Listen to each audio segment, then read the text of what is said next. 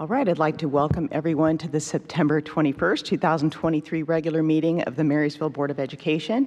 Can I have a roll call, please? Mr. Ferguson? Here. Mr. Keck? Here. Ms. Savage? Here. Mr. Smith? Here. Mr. Fine? Here. And now, before we recite the Pledge of Allegiance, I would like to ask everybody to stand and join me in a moment of silence to honor the life of our student, Jesse Schock, who passed earlier this month. Our thoughts and prayers are with his family and friends.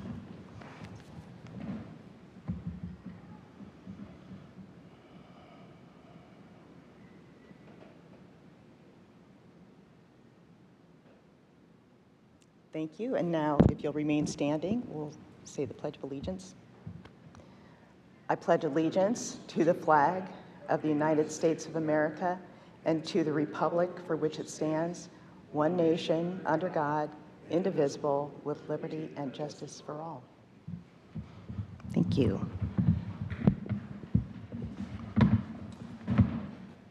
And now I would accept a motion to approve our agenda for tonight's meeting.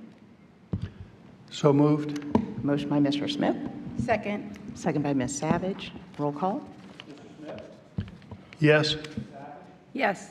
Ferguson? Yes. Mr. Keck? Yes. Mr. Fine? Yes, motion carries.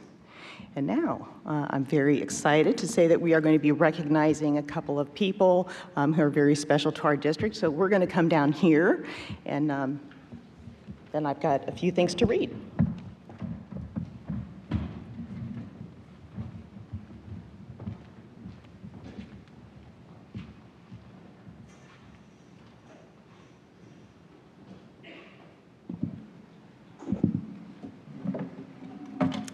So last night, we attended a Ohio School Boards Association Central Region Fall Conference. And as a board, we were able to nominate a couple of people. The first one I'm going to recognize is our Central Region Exemplary School Employee, Mr. Tom Powers. Come on down, Tom.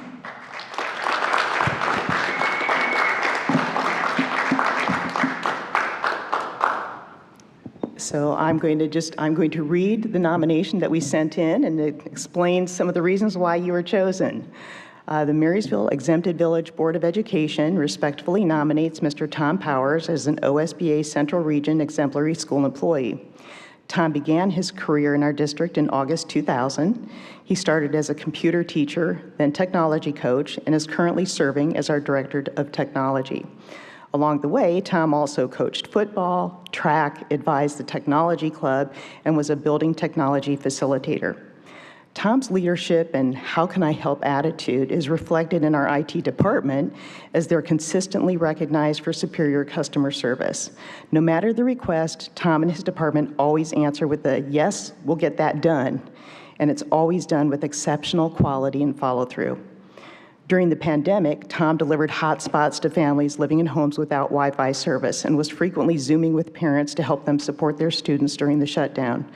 Tom and his coworkers also took on the responsibility of live streaming our board meetings and continue to do an outstanding job.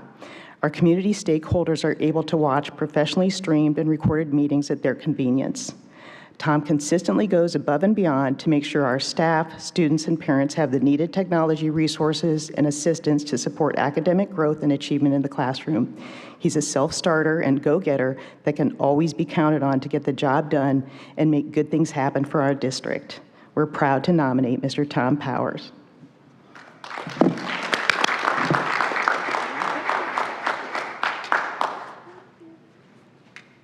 Mrs. Devine, can I add one thing? I would also share with the board, I held it to tonight, that we just found out that Tom also just received a $320,000 IT grant for our district as well.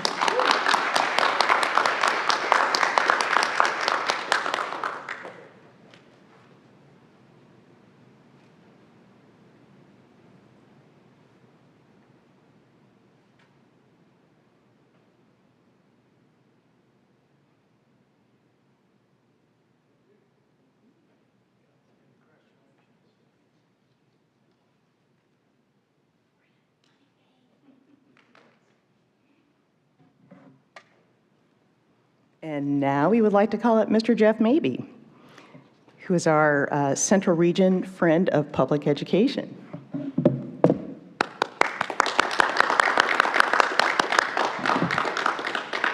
All right.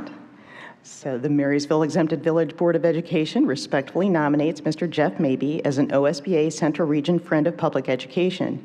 Jeff has a long history of serving our district. Elected to the school board in November of 2005, Jeff served in that capacity for 8 years, including 6 years as president. For the past 9 years, Jeff has volunteered at Raymond Elementary, mainly with the 4th grade classes. His math extensions challenge and spark interest while connecting to real-life experiences. 4th grade teacher, Mrs. Goodman, shared that she's indebted to Jeff as he's always willing to take on the standards shared with him. He'll try anything and always greets the kids with a smile on his face.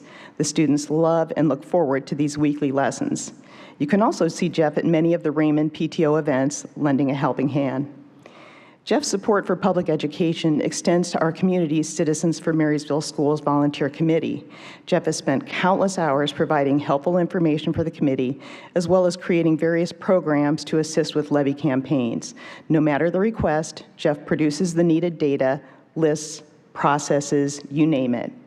Jeff has given freely of his time and knowledge to support public education. We're so fortunate that he calls Marysville home and continues to actively engage with our district, whether in the classroom supporting students, meeting for coffee to mentor board members, or providing information and programs to assist our Citizens for Marysville Schools Committee.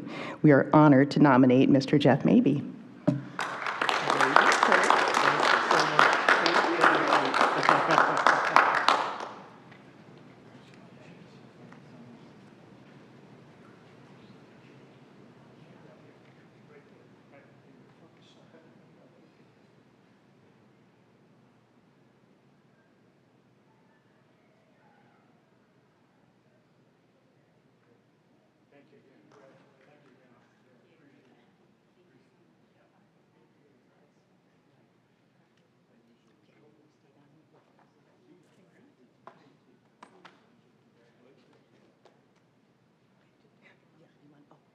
Yes. All right, now I would accept a motion to approve Mr. Craig Elrod as the Employee of the Month. Motion by Ms. Savage, second by Mr. Keck. Perfect, thank you. Craig, do you want to come on down?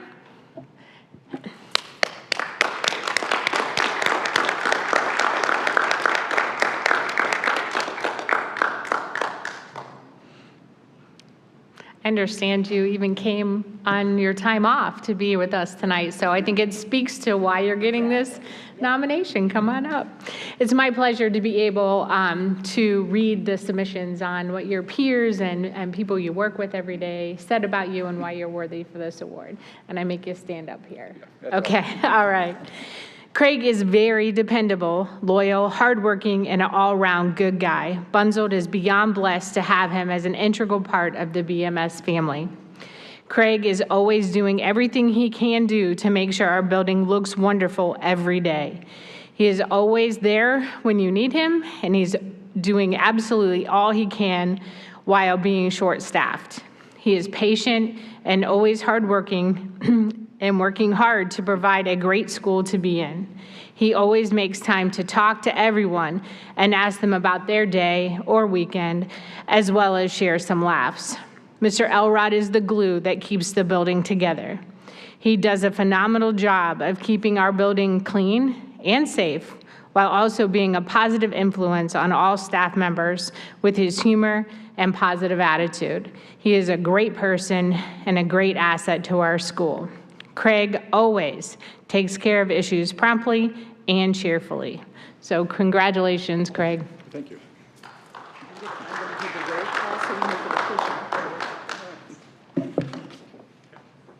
Can I have the roll call, please? Ms. Savage? Yes. Mr. Keck? Yes. Mr. Ferguson? Yes. Mr. Smith? Yes. Ms. Devine? Yes, motion carries.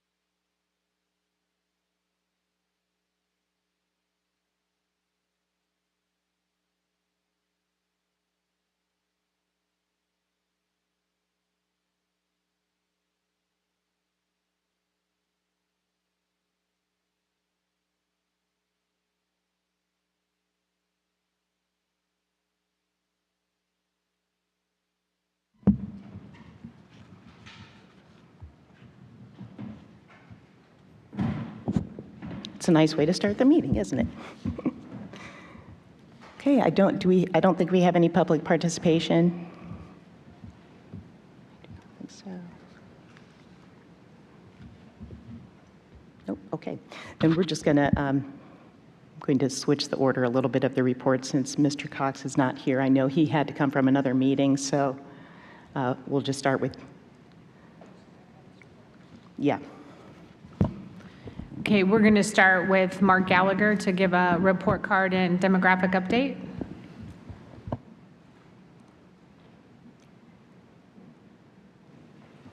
All right, good evening. We could go to the first slide there, guys. And we'll get to the agenda. So I'll provide you a district executive summary on our overall performance. I'll go through school performance on the Ohio School Report Card System, where we landed with particular achievement improvements, gap closing, and then I'll close things out with a demographics update this evening. So overall, Marysville schools will receive 4 stars as a district, and overall ratings are something new for the Ohio School Report Card for fiscal year 23. For achievement, we will receive 4 stars. Progress, which is our gap close or our value-added measure, we will receive 2 stars. For gap closing, we received 5 stars. For K through early literacy, 3 stars, and for our graduation rate, 5 stars. Just something of note, we did increase our performance index by 1.5% overall against an increasing denominator. That's something we talked about this summer when we had preliminary data. Our graduation rate is a little over 5% higher than commensurate schools like Marysville schools overall, so also a point of pride. And our progress component was substantially impacted by value-added performance in mathematics and upper grade level tested areas, specifically in the high school space. And just one thing of note, I just wanted to put out there, there are 2 different value-added models that are utilized for grades 4 through 8 versus the high school space overall. When we look at individual building performance, overall we have 3 elementary buildings that will receive 5 stars overall. They are Edgewood Elementary School, Raymond Elementary School, and Northwood Elementary School. We will have a 4.5 star building at Mill Valley and a 4-star building overall at Naven. And then we have the individual performance of each of those overall. So very overall strong performance on the part of our elementary schools as a district. In grades 7 through 12, Creekview, Bunsold, and Marysville Early College High School will all be 4.5 star buildings overall, and Marysville High School will be a 3-star building overall with mixtures of performance across the board. And something that you'll notice is difficulties with progress and value added in the high school space at both buildings. You'll see overall when we look at language arts performance, particular to achievement, we have improvement just about across the board in every single tested area in language arts. Language arts is an area of strength within this organization, and that's reflected in our data across the board. Whether we're looking at achievement like we are here, even within our value-added data for language arts, it's an absolute area of strength and gap closing as well. In mathematics, we have a mixture of performance, and this, our achievement here impacts other areas of the report card as well. We see that with the progress component, and we see that with gap closing. Math is an area of need within this organization. And last but not least, in science and social studies, we have a mixture of marginal improvement to flatline performance to improvement drastically in some areas, particular American history. And then just the last couple points here.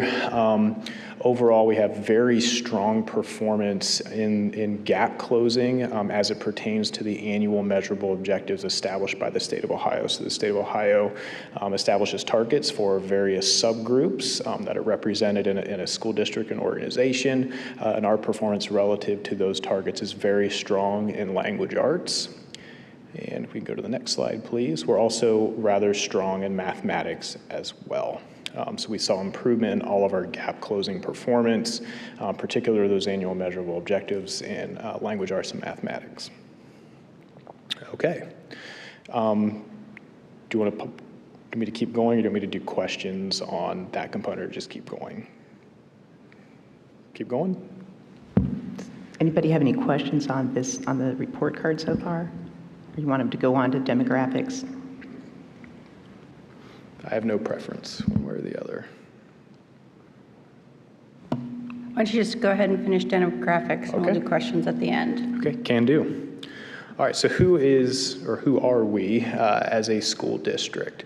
And as a point of reference, in the 2017-2018 school year, at the end of that year, we had 5,164 students in this school district.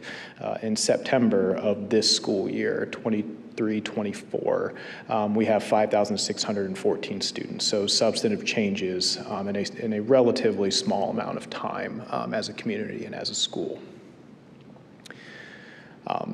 On this particular slide, this tallies the number of students that are identified as students that are English learners at the Marysville schools, and you will notice there is a substantial increase in the number of students that receive English learner services within our district, and that number has increased very, very quickly at Marysville schools. We're also monitoring representation by students from various ethnicities. And what I can say is today, Marysville schools, about 1/5 of our student body is represented by students of color. And one of the fastest growing populations within our school district are students of Hispanic descent and origin. And that is also reflected when we look at the percentage of students of color that are represented within our district. So you'll see there's, relative to the 2017-2018 school year, students that are from Hispanic origin or descent have just over doubled within this district in the last several years. As I've highlighted before, we continue to increase the number of students that are living in non-traditional families. Those are families where there is shared parenting, single-parent homes, students living in kinship with relatives or within foster placements. And relative to last year, there's been a significant increase in the number of students that are currently identified as homeless per the guidelines in the state of Ohio. What we also have seen is a threefold increase in the number of students that are receiving free or reduced cost lunch in this district since the 2017-2018 school year, which is substantial, very, very substantial. And we have continued to see a decline in the number of students that have been identified as gifted, although that decline has started to stabilize and slow down substantially. Relative to last school year, we've had a marginal increase in the number of students in grades K through 6 that are receiving academic and or behavioral intervention services within this district.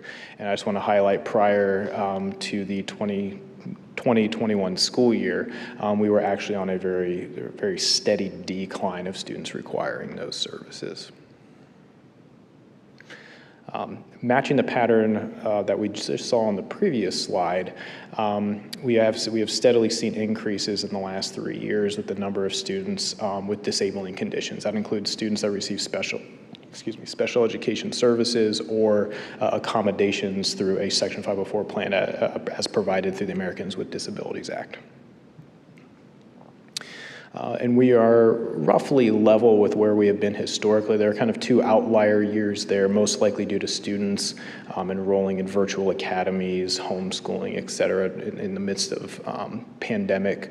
But relative to where we have historically been, we have roughly even levels of students attending school outside of Marysville schools, whether that's at another school due to a special placement for special education services, open enrollment, virtual academies, homeschooling, et cetera. Some other figures I always try to provide updates on are the numbers of students that receive specialized therapeutic services as students with disabilities. Since the 18-19 school year, we've seen a little over a 90% increase in the number of students that require occupational therapy services. We've seen over a 100% increase in the number of students that require physical therapy. We've seen about a 10% increase in the number of students that require speech and language services. And I've done this one over the last couple years, but something we're monitoring is the average number of factors that our students are living with. And a factor can include anything from being a child with a disabling condition, a child that receives free and reduced lunch, they're homeless, they live in a non-traditional family, et cetera. Those are all considered factors in this model. And as you can see, we've continued to increase, on average, the number of factors that our young people are living with in this district. Okay. Questions?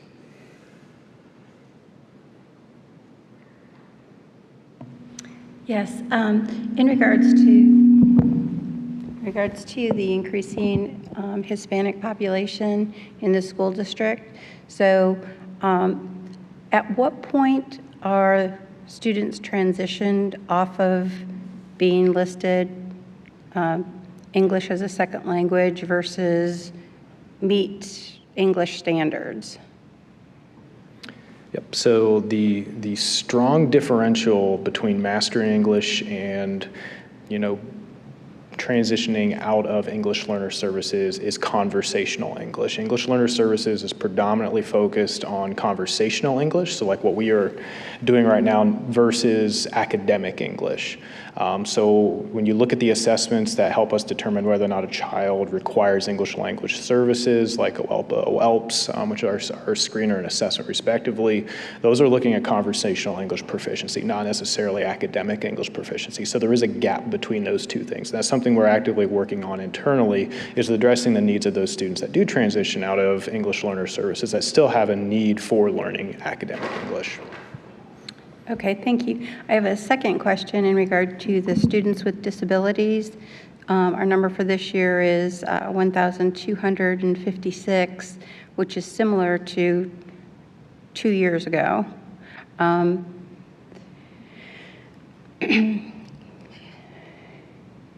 Is that standard as a percentage of our population similar to other districts around Central Ohio? It is higher than the state average at this time.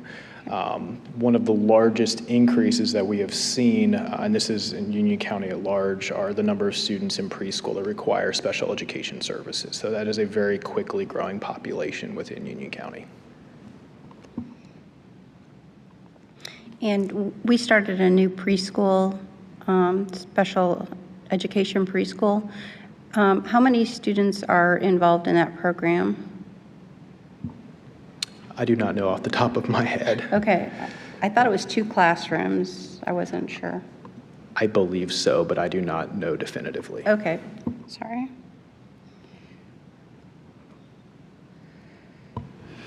Mark, first of all, thanks for putting all this together. It takes a lot of time, and it's very much appreciated because you've been able to paint a picture that's understandable in terms of changes in our district and kind of where we are. So I appreciate that very much. On the page you looked at, students identified as gifted, that number has come down. Could you explain a little bit maybe what's happening? Because I think there were some changes in that area. So the last change that has occurred with gifted assessment and identification was in the 2021 school year with the use of the NAT3, the Naglieri Nonverbal Assessment Test, third edition. But we have used the iReady diagnostics in reading and math for several years prior to that change. What I can say is this: the standard within those assessments are the standard. They're at the 95th percentile. They do not shift, they do not change. So the fact of the matter is we just have fewer students that are gifted in Marysville schools than we have had historically. Okay, thank you. Ms. Savage, there are also 64 preschoolers. Sorry, we had to find the enrollment report.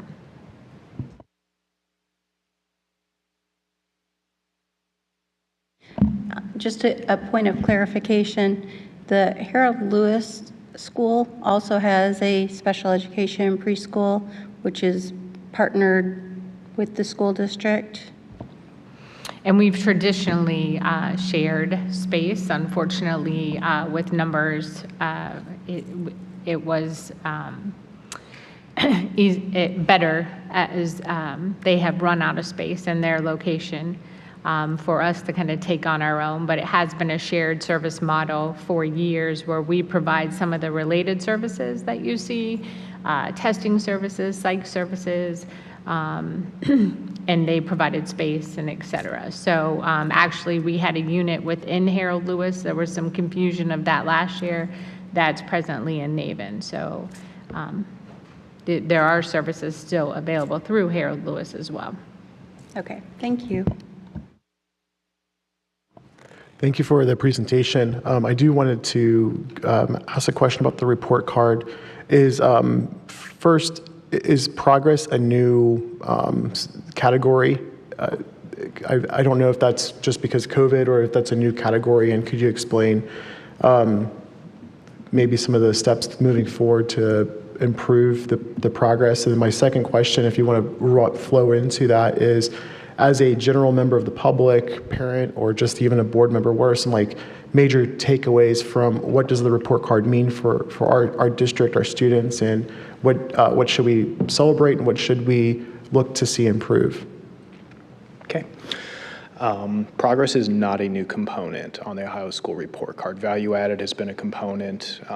It may be called progress today, but value added as a metric has existed, well, since I have been in public education, so a little over 11 years. In terms of what we should be proud of, and what we need to do, we have a very strong literacy and language arts tradition here in this district. We very much have a blueprint for how to operationalize that work to meet the needs of all learners. We need to take that blueprint to mathematics as well. Mathematics is absolutely an area of need within this organization.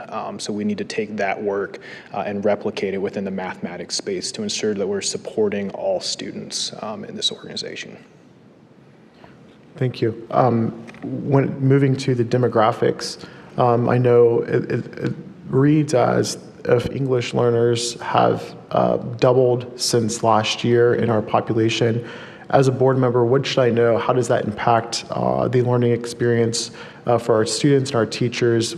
What are some takeaways that maybe the community should be aware of and try to help support as these students and our teachers in this area? I'll share with you what I share with our people. A student that's learning English is no different, more or less, than a student that is also a struggling reader. Both students are learning the English language. We're fantastic at supporting struggling readers in this district, and we need to take the same set of strategies and approaches to support those learners as well. Where our work goes next is how we, like I'd mentioned earlier, not just support the conversational English of those students, but how we support the academic English. Education in and of itself has its own language, as you probably all know. And so ensuring that we're equipping our young people that are English learners with that language so that they can be successful, not just in these walls, but wherever they go after they leave us. I would say also, I'm going to cover in my later part of the report, we have made a posting for an additional EL staff. If you remember when we started the year, we were a little over our reductions, and I said sometimes we need new staff when the school year starts. So we have posted for one FTE for EL. And then also, in order to offset some of the overcrowding on our buses, we're looking for additional set of eyes through an aide position. But those aide positions will also serve in our elementaries, and we are looking for bilingual candidates for that. Thank you. Thank you both. With the enrollment numbers that we were presented, the enrollment is 5,614. And just as more of a comment, I did pull up the enrollment projection study to see where we were projected to be. And we were, by a future think that was done in 2021. And we were projected to be at 5,558. So we are plus 56 students above projections. So with that information, are there additional building constraints or anything as a board member we should be aware about with the enrollment numbers being ahead of projections? Or is that a true statement on my part to say that we're ahead of projections?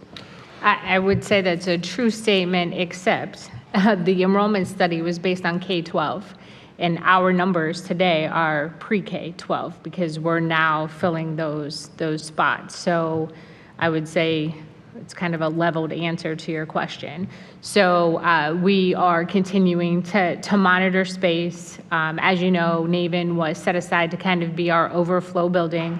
Certainly moving pre-K into that space has taken away some of that excess, but we've also opened the new space at Edgewood. So it is something we continue to monitor very closely against those studies as well. Thank you, Mark. I just also, I guess, kind of pointing out the grade card, I do think there's a lot to celebrate there. Want to thank our staff and everybody who works so hard to make sure our students are succeeding and getting the resources they need. And then also just that, making sure that we're keeping our eye on those areas that need additional support. So again, I think as a board, we're all up here wanting to make sure we're making the right decisions so that we have all the resources we need. And so thank you for sharing this with us. Appreciate it. Thank you. Mm-hmm. Now, if you don't, maybe I'll go ahead and let Mr. Cox do his report. So I know I'm not following to the T here, but was Mark going to do anything else? No. Okay.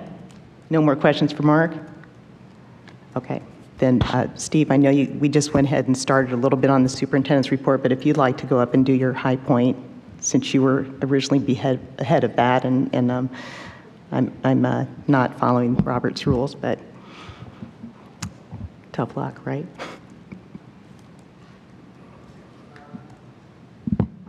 There we go. Now we're back on. Apologies for being late. I had a meeting in Columbus tonight or this afternoon and came back as fast as I could. So I sent you all the report today. Not a whole lot to talk about, but last month, if you all recall, Mr. Smith had asked me a question about the subscribed programs at High Point and how that impacted Marysville students. So I wanted to follow up on that. So there were 8 students impacted this school year by the oversubscribed program. So less, honestly, than I would have assumed. 5 of those were cosmetology, so that's by far where we had the most, and the 3 others were spread throughout 3 other programs. So not a significant impact to Marysville schools at this time. A couple of other items. So September's National Suicide Prevention Month, as I'm sure you all know. So we're highlighting a partnership, OHP is highlighting a partnership they put in place last year with Care Solace to take care of their employees and to give them somebody that they could speak to in regards to any mental health issues for both students, families, as well as staff. I gave you a website in here that people can access. So you all may have heard on April 8th, there's going to be a total solar eclipse in Ohio. And so Ohio High Point actually sits on this corridor where there will be total immersion. In other words, there'll be complete darkness for 8 minutes during that time. So whether Ohio High Point wants people to or not, there's going to be a whole lot of people that are going to descend on the High Point campus on April 8th. So hey, why not charge folks for it? So you can buy a ticket to come and see the solar eclipse on April 8th at Ohio High Point, and it's on Eventbrite right now. So I encourage you to get your Doomsday signs prepped and come on out. It'll be exciting.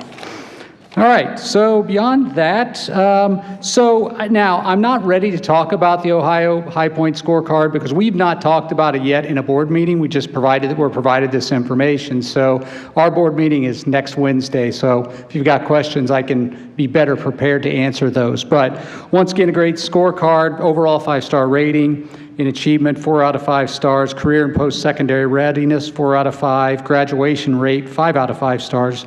And then post-program outcomes, which may be the most important metric because that's what's happening to High Point kids after they get out of school, 5 out of 5 stars. So great overall performance for the school. And again, if you all have specific questions on that, I should have a lot more information by the time I come and see you all in October. So that's all I've got. Any questions?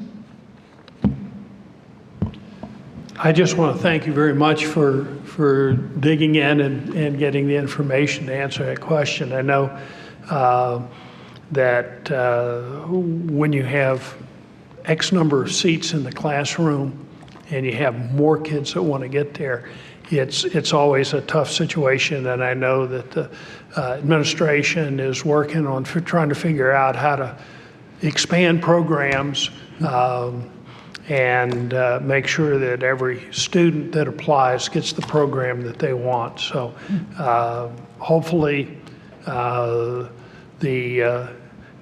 students from our school district that ended up in a different area may find a new interest, a new challenge in a different direction. So thank you. Of course. Any other questions?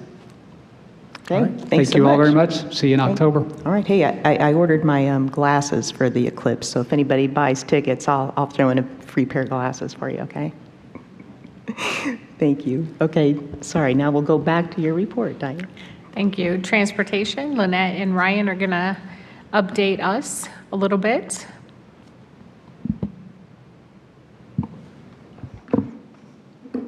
All right, good evening. So like Diane said, Ryan and I are going to tag team a little bit to give you an update on transportation. So you can go ahead and start. So what we wanted to do is kind of give you a current situation, how we got here, and we'll go through a couple different slides. The first one we have here is current situation, and our goal in the transportation department is 34 routes, staffed with 34 contracted drivers and at least 3 to 4 substitute drivers. So that's the ideal world. We'd love to be in that situation right now. Where we are is 29 routes staffed with 23 contracted drivers. And the reason that there's only 23 contracted drivers is because we've got 6 contracted drivers that are currently on an approved leave. We have 3 substitutes who drive a full-time route every day for drivers that are on approved leave. We've got 1 substitute who drives an AM route only. And then we have 3 other substitutes on the roster who drive in emergency situations only. So we may call them and somebody calls off or comes in the afternoon and says they're sick, so we call an emergency driver and try to get them in. So they're not a guarantee to be here for us every day. The other situation that we have because of the shortage of drivers and not enough subs is our routing coordinator and our mechanic are both driving daily. Next slide. So how did we get here? Again, we just talked about the drivers that we have on leave of absence, 6 of them since the beginning of the school year, and we were notified a week or so ago that we have an additional driver that's going to be out at the end of the month. So we're going to have 7 drivers on a leave of absence as of the end of September. The other thing that occurred in the department is we promoted a bus driver, Melissa Ray, to the position of routing coordinator. So that took another driver, full-time driver, out of the mix. Again, she's still driving, but pulled her out of an actual route. We have 2 drivers that resigned for other employment outside of transportation since the beginning of the school year. We had a driver resign to return to a bus driver position in another district at the beginning of the year. We just this past week had a new driver who had accepted and then declined for personal reasons, so we lost that driver, and unfortunately she was a trained driver from another district, so she was going to be able to come in and hop in a bus and go, and we lost her. We had another driver who was in training who changed his mind, decided this wasn't the right thing for him. And then we have a daily substitute driver who's going to be resigning here. We don't have an exact date due to some personal circumstances that he has within his life. So, next slide. Some recruiting updates. So, doom and gloom, that's kind of how we got here, but we have hired a few folks. So obviously, you know, the new director started, Todd Amos, on August 1st, 2023. We had the 2 new office staff members who started over the summer who were both internal promotions. So the bus driver that came in as a routing coordinator and then a bus aide who took the secretary position. We've filled 2 bus driver positions since the beginning of the year. Both have started. And we have filled a bus aide position. We are waiting on her to complete her physical and background checks. As soon as that's done, we'll get her started. Right now, as of today, and this could change tomorrow morning, but as of right now, we have 1 open mechanic position and 3 open bus driver positions. Open routes, so just clarifying the difference between a position and routes. The open routes that we have are those 6 open routes due to the bus drivers on approved leaves. Again, covered by substitutes if they're available. And again, this will increase to 7 at the end of September when that other driver goes out on leave. Continuing just some recruiting updates, we've got a few candidates in progress. We have 1 in training who should be ready to go at the end of October. We have a new candidate who has background checks done and physical being scheduled. We are not sure at this time if he's interested in full-time, but we do know he wants to at least be a substitute for us. And then Todd has been talking with another candidate about his interest. He's emailed us and reached out that he may be interested in coming on board, and a possible experienced CDL driver from another district who's relocating to Marysville. So we've got 4 possibly coming on board here soon, or at least in the hopper. So some of the recruitment strategies, some of the things that we have done, and some future things that we're talking about. Obviously, we post all of our bus driver, bus aide, van driver positions through a district posting. We share those internally, we share those externally. Beginning of the year, we sent out communications to parents, asking them, if you know anyone, if you're interested, please let us know. We received approximately 12 responses.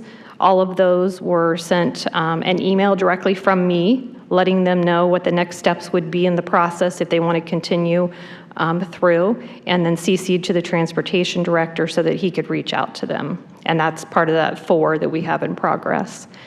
We did some outreach to community groups. I know we reached out to the chamber. We asked different community groups to post it for us. We also looked at districts and other districts in the Central Ohio area and completed a salary study to kind of look at where we fall in terms of bus driver salaries and trying to make sure that we're competitive. So future efforts, we're talking about hosting an open house event, maybe on a Saturday or Sunday, where candidates come in and try it out. Maybe they come in, they sit in a bus, maybe they drive around the parking lot with a bus driver. They can ask questions. We'll have computers set up and let them apply on site. It's fall, we'll bring some pumpkin donuts and maybe some coffee. And we haven't set a date for that, but that's something that we're hoping to get scheduled here in the next 3 or 4 weeks. We did just post the mechanic position on social media and a couple other job posting sites. So we'll try to increase that social media, that word of mouth, trying to get people to share with friends and family members that might be interested in becoming bus drivers or substitute bus drivers. We'll continue to watch our rates and try to maintain competitive pay rates. And then we've been talking about consideration of a variety of different incentives.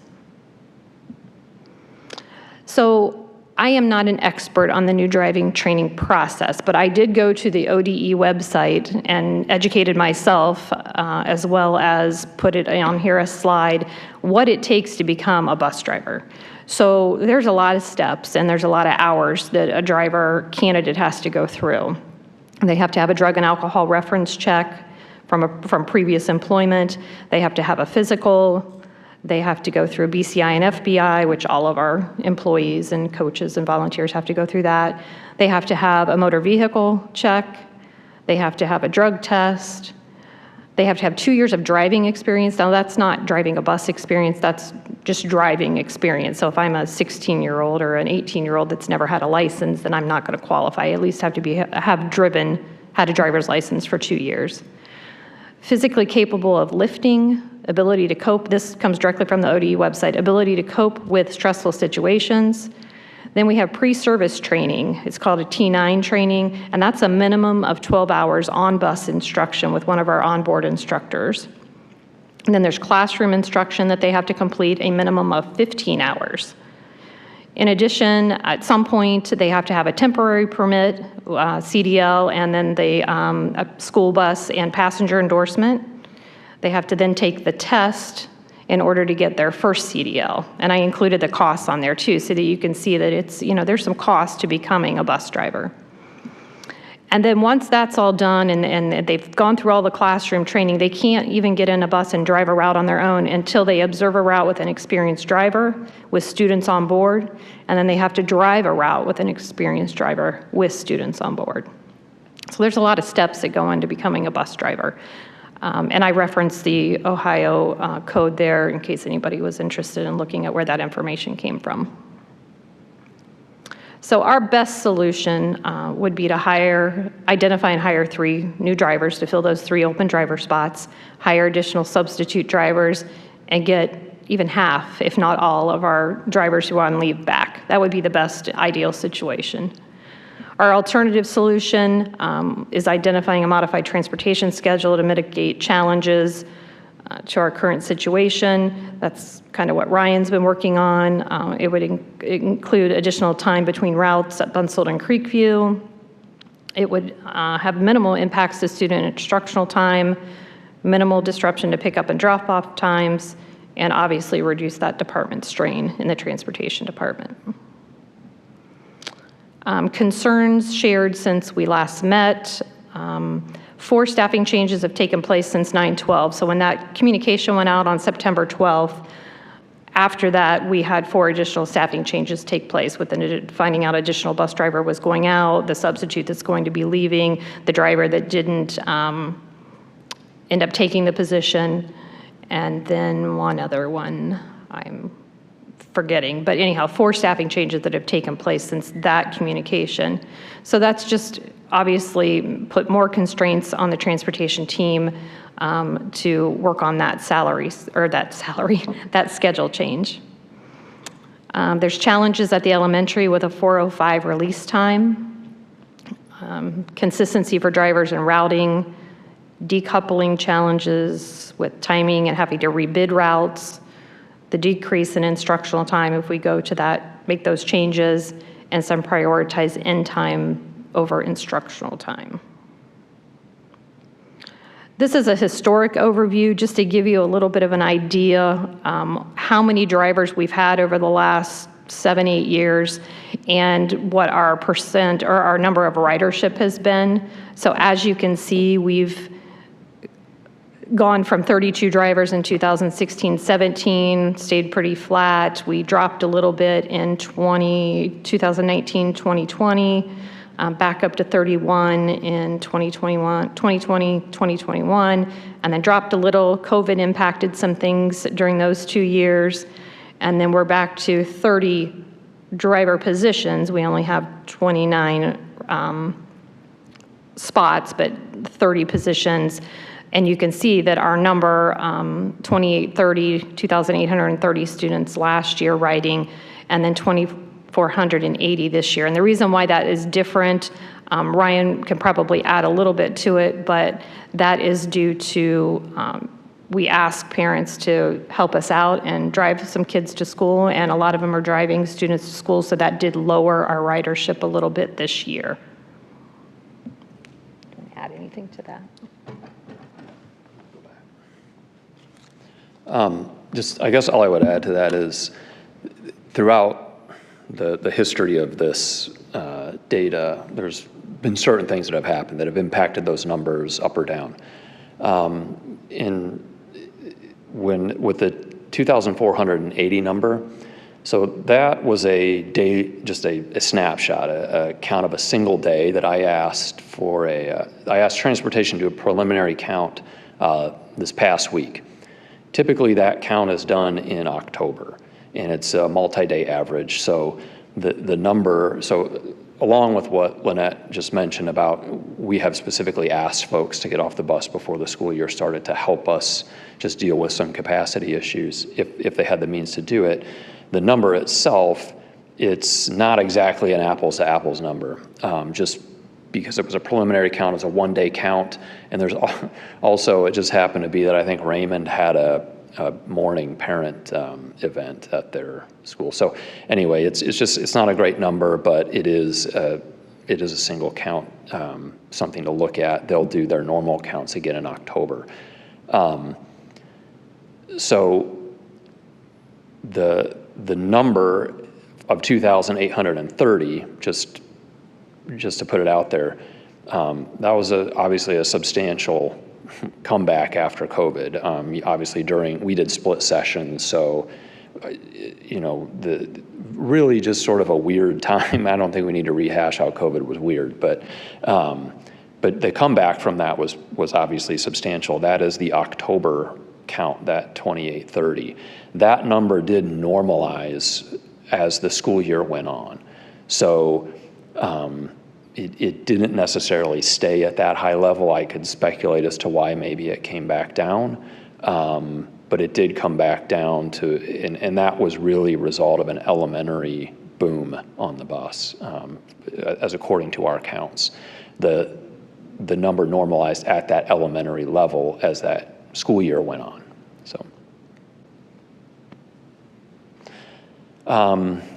So in order to work on the changes that we have discussed, we have gone to the transportation software platform provider to ask for assistance with this. This would not be a total reconstruction of what we do now, but it would clean up what we're doing and deal with proposed time changes. This is the rollout for that, the proposed rollout for that. Obviously, you can see we would begin the project next week. Routing gets cleaned up and revised over the following week. Route revisions and consultation happens the week of the 9th. We would roughly be with routes completed as they have been tweaked over that time, the week of the 16th. Test runs beginning the 23rd with new routes available, new routes. When I say new routes, we'd be running potentially that new timeline the 30th with cleaned up routes at that time. Again, we would not be talking about a total dismantling of the system. With this scenario, we're talking about cleaning up and working with the different times and how that changes stops and so forth for drivers. So, and we would be looking at that. We would be looking at a commitment on the time for plan approval, the new time schedules at the October board meeting, no later than the October board meeting. So what we would expect, obviously, is new start and end times at our schools as we try to add time across the gaps between the various tiers. This could result in instructional time at some loss of instructional time at some grade levels. And Diane, you can jump in here, of course, but what we had talked about was in the spirit of one of our core values of collaboration is bringing a group together and really doing a deep dive into what we really need to do to have a sustainable answer to our busing questions moving forward. We really need to get in and examine that in a way that we can have meaningful change as we address. I mean, one of the stories obviously coming out of Mark's presentation is the growth that we're dealing with. So there's a real challenge out there on the horizon that we probably need to take a very long-term look at. So. I think that's spot on. I mean, we don't see a relief to this issue. We believe a modified schedule will be our Band-Aid to get through the year.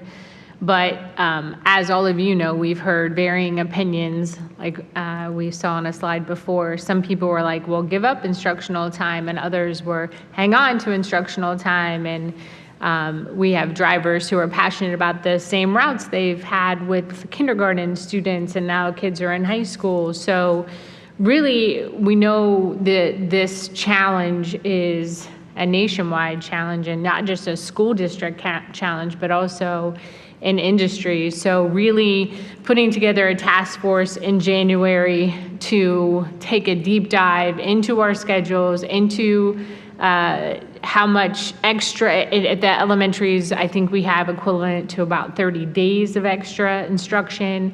And just really kind of spell that out and see if we can get to potentially the decoupling of routes in a schedule that we've heard move elementaries early, but we've also heard we need our high school students to babysit. So I think the more heads we put together to try to kind of look at our constraints and make it like a design challenge, quite frankly, look at our constraints and try to come up with a schedule time that we can vet a little more clearly will be beneficial to all. So our idea would be to kind of put that task force together at the first of the year so we can move on into the spring and hopefully have a recommendation.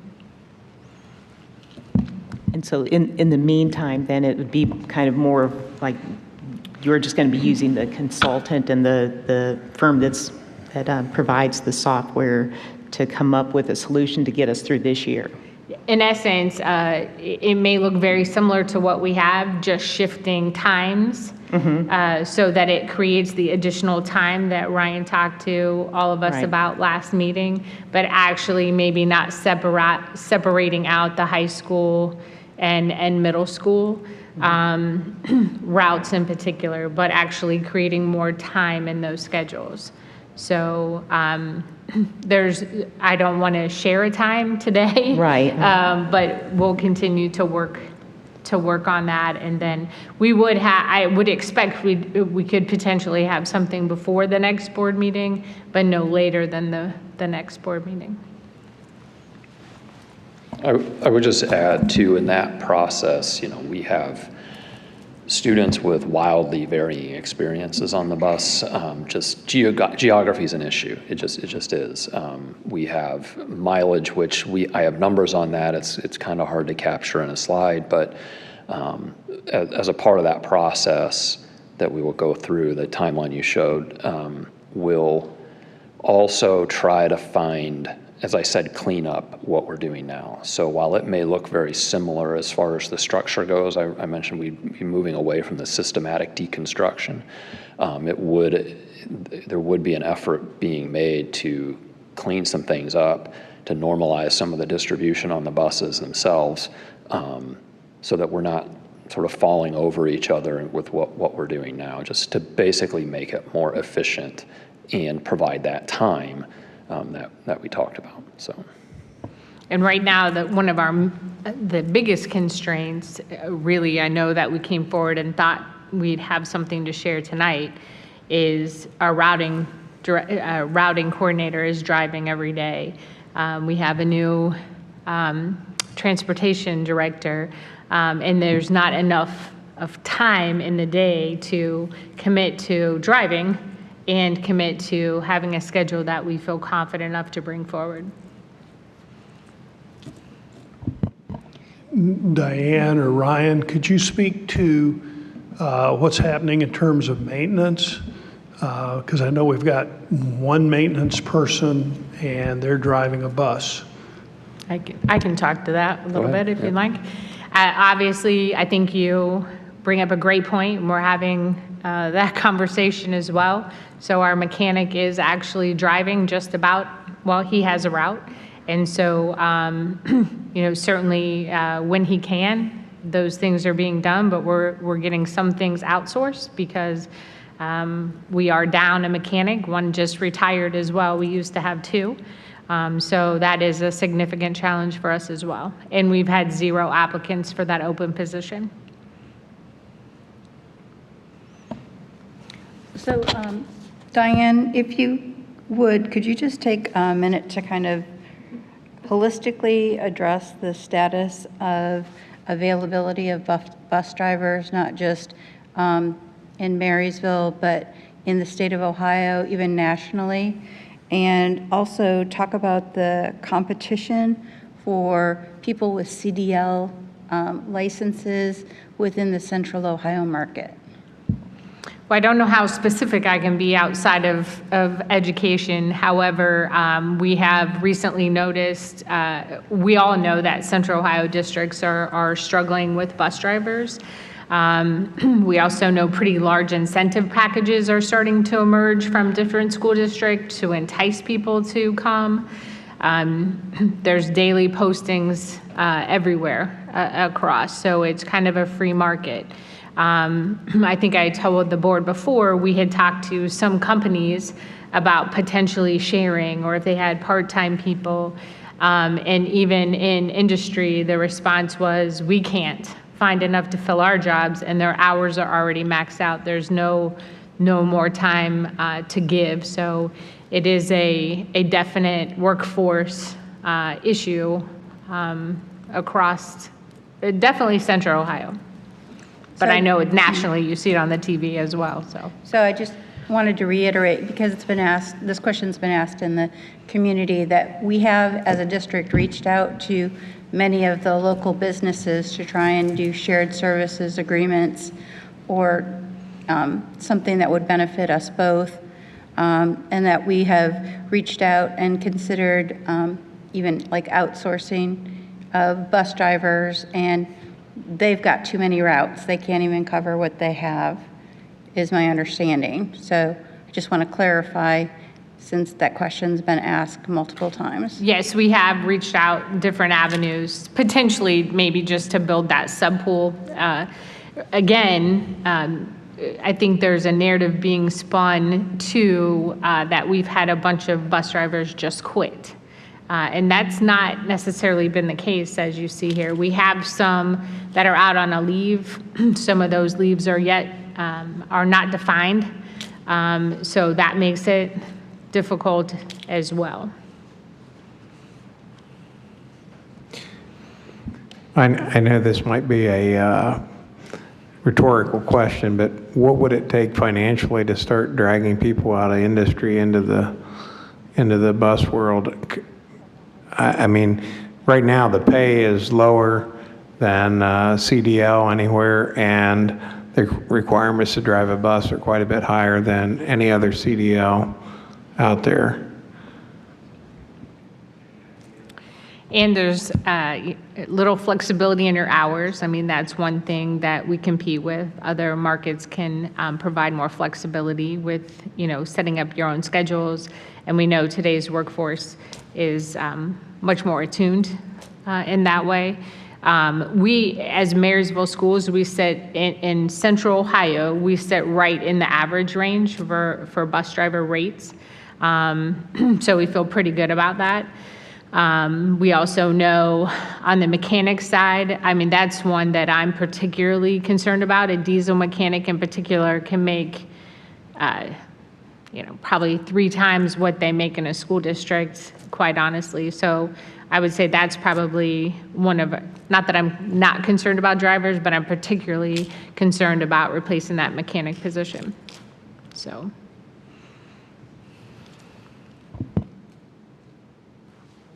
Yes.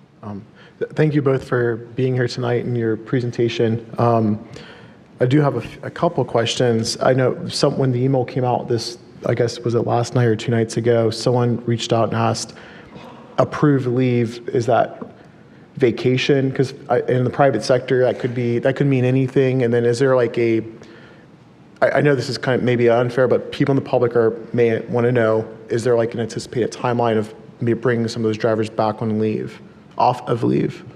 So bus drivers don't get vacation leave. They have personal days, 3 personal days, and then they have sick leave. So all of these are related to some type of leave of absence, not related to a personal leave. We do have estimated timelines on when some of them will return. So we're hoping that, if this person gets released from their leave on such and such a date, that they'll be back. That could change. So we have estimated or anticipated dates. We could have a couple back maybe in October. A couple of them are long-term, December, not till after the first of the year, and possibly all year. And is it correct that when someone's on leave, you cannot, say if the hiring pool is flush with a lot of candidates, you cannot replace said person because they claim one spot? So when you have 32 drivers, those individuals on leave, you can hire substitute drivers to help, but you cannot hire full-time drivers, is my understanding? Correct. Okay. Correct. They're still contracted with us. Has the transportation consultant who's going to help reroute, this might be for Ryan, have they confirmed certain, I know that there's a question of when they can, have they confirmed, is the timeline that was presented, is that the project's going to begin on the 25th, or is it still kind of trying to secure? Okay, so that's a commitment from them. Very confident there. So they are the software provider that we're working with. So we have discussed the timelines, and they're very confident, particularly with the course we're taking now. So that's pretty solid. And then I know 10 days ago, we came into a meeting on Monday, and there's a lot of concerns for taking action quickly and put prospectively to maybe tonight with the resolution. Some were when drivers do not show up, it creates same-day rerouting. Or bus loads are heavy, hoping to help retain those drivers. With this timeline, what is the plan if, and since then, 4 drivers have, are no longer actively involved in the routes. And so from here forward until possibly November, what is the plan? Because it was said it's not sustainable. So how do we sustain the current environment for the next month and like a week or so? Well, I guess the short answer is the way we've been doing it, which is a lot of drivers sort of pitching in to, I mean, you kind of have to see it happen because it's a sort of on the fly redistribution of kids a lot of times on those buses. That's why you'll I mean, if you have a kid who rides a bus, a lot of times I get, your bus is this today. That's a lot of how it happens. It's a very fluid situation too. Like we'll get somebody in today, we'll get somebody out tomorrow. We have people who will work with us as emergency substitute drivers. You know, if we hit some, I mean, the truth is if you have enough people who are out, you know, there's only so much you can do with that with the time constraints that we have. So I mentioned it before, we've avoided having to have any delays or cancellations because of that. And right now, the way to deal with that is the way we've been dealing with that. There are limits to it. That's just the truth. Yeah, I'm not sure that we're in a much different place. We have added constraints in my mind based on the changes that took place since we met, actually. But I think it's an everyday situation that Todd and Melissa and bus drivers are navigating to try to make it through. You can't really, this is hard to quantify, so this, I don't know how this will sound, but when each one of these occurrences happens, they have a knowledge base that is built on that. So their adaptability gets a little stronger. That's both from the way drivers respond to it and the way Todd and Melissa respond to it. I mean, to be quite honest, because again, it's kind of hard to explain, but once I have taken on somebody else's, once we've kind of had to pull something apart, put it back together, now we've done it. So now I kind of know, okay, if that happens again, we kind of have an idea how to deal with it. So there are certain situations that create outliers where, you know, particular buses that are super heavy are harder to deal with. However, I know this doesn't solve the problem, but their ability to deal with it does get better as they have to deal with those things, so. No, in the Marine Corps, we had the slogan adapt and overcome, because you always had something coming up and you had to adjust. Not a bus driver, but I'm just saying that I understand that example. I just want to make sure that when 10 days ago, hey, this is not sustainable, we have to take action. But it sounds like there was an option of 2-hour delay, like a modified 2-hour delay schedule. Is that still on the table for if we have to have to take some action for, say, if, you know, it's a Wednesday and we don't have enough drivers? Is that a button that you would push, or is that kind of off the table at this point? Well, I think at the last meeting it was decided we wouldn't use that. Okay. I suppose it still exists if it's something to revisit. That was something really to deal with a unique situation, but it's off the table in the sense that we decided not to pursue that at that time. It doesn't mean that if we needed to, it's not something I guess we could continue to talk about for sure. But like I said, in the meantime,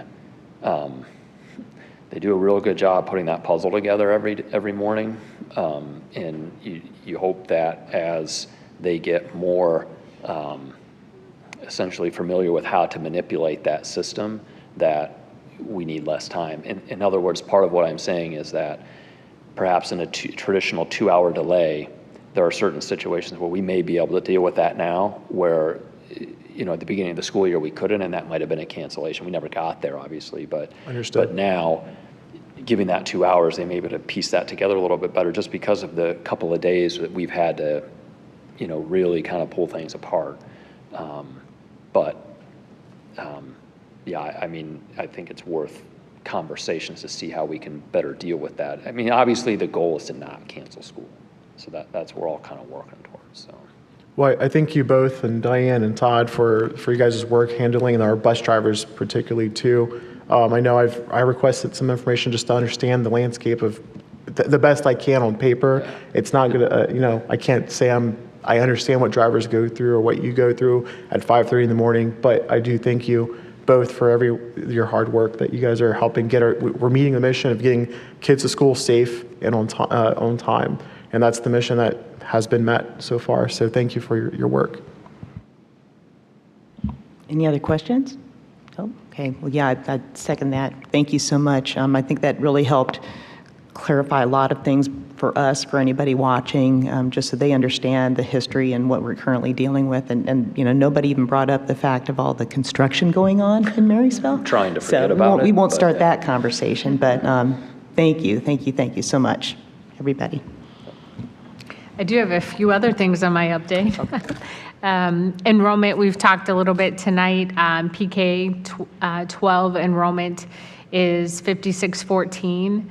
That's up 119 students from last September.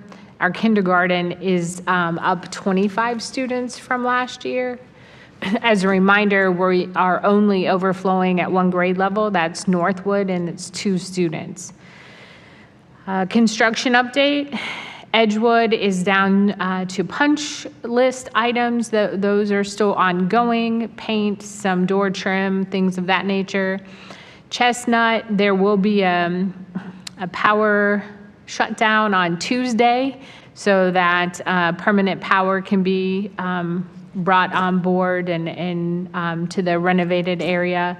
Painting is taking place now. Final flooring is sometime next week. We're getting interior doors, restroom finishes next week. Above ceiling inspections were delayed due to a shift that had to take place with the fire alarm. But we are still thinking probably the beginning of November for being able to be in that side of the building. We'll probably have limited occupancy before that, but really as a full-time, we're cautiously optimistic or hopeful that we might be in the new space in October. And we're still slightly under budget, so that's all good. Staffing update. Right now, we're looking for a replacement in with Todd's team and fiscal support. The bus mechanic, which we have talked about, 3 drivers. We also posted for 5 new student support aides. They'll spend time on the buses. For example, there'll be 2 windows of time. One will ride the bus in the morning, serve time in the rest of the day at an elementary school. One will start partway through the day in an elementary school and ride afternoon routes to kind of have a second set of eyes in some of our larger buses. We've posted for an EL position, which we talked about, and our numbers at Mill Valley in special ed warrant another intervention specialist. So that posting went out as well. We're still recognizing about a $2.2 million savings. But again, I think you can kind of see why we held on to a little bit because sometimes numbers are challenging when the school year starts with late enrollments and et cetera. Today, Point of Pride, we hosted Ohio Department of Education and the Office of Whole Child Education and the interim superintendent, Chris Woolard. They visited the early college high school, they visited Creekview and Northwood, and really discussed our personalized learning framework and really how that addresses academic needs as well as future-ready skills, and talking about how we approach education from the kid at the center in order to build agency about what their future will be. It's a very positive visit. Seems that they'll be coming back again and bringing some other team members. So always great to highlight our students and staff and the great work going on. So that was fantastic. Also, yesterday, I was able to spend a lot of time at Columbus State learning about a new advanced technology pathway that leads to stackable certificates for Intel and how high schools might fall into that journey. It's pretty tightly aligned to our current pathway in pre-engineering. There are a few additional classes that, or classes that could be shifted out in order to help with that, but it is a one-year certificate. So that will be something that we're looking forward to in the upcoming months, working with Columbus State to see, and High Point to see how we might align that. And that's all for my part. Great. Anybody have any questions for Diane? Lots of good information. Thank you. Todd, Treasurer's Report. For my report, I'm going to give a brief presentation of a levy update.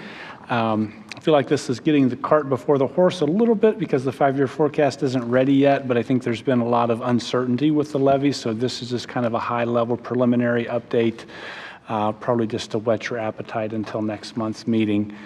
So next slide. So several big factors have changed since the last levy. One of the most significant would be the state funding increase. So in May of 2023, we received simulations of an expected state funding increase. At that time was supposed to be $3 million for fiscal year 24, which would take effect next month. Not in total, but prorated. So then actually earlier this month, the state updated revised simulations that actually upped that number a little more, so that the revised simulations were up to $3.34 million. And that number actually puts us as the 37th highest total dollar increase out of the 611 districts in the state. So obviously very significant change.